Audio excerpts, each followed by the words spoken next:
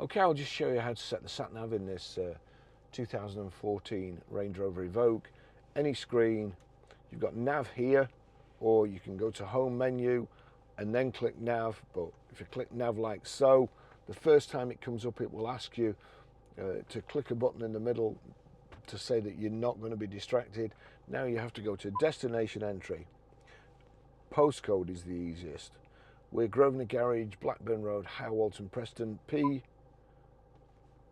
R 5 4 E A. Now I will explain this postcode. Our postcode has only got 2 letters. Some sat navs you have to put a space between the two. The Range Rover one already takes the space for granted. Now, so PR54EA, that's what we want. We click OK, and now we have to click Go, even though we just typed it all in. Then we click OK, and now we have to click Go. Destination's been set. That's it. We're on the forecourt, so it's not gonna do anything. Brilliant system. Even better is when you get nearer home, and she's telling you that you need to turn right, left, and your house is just up the road. You don't want to listen to her. All you have to do, click home menu, and then cancel guidance. It's a lot.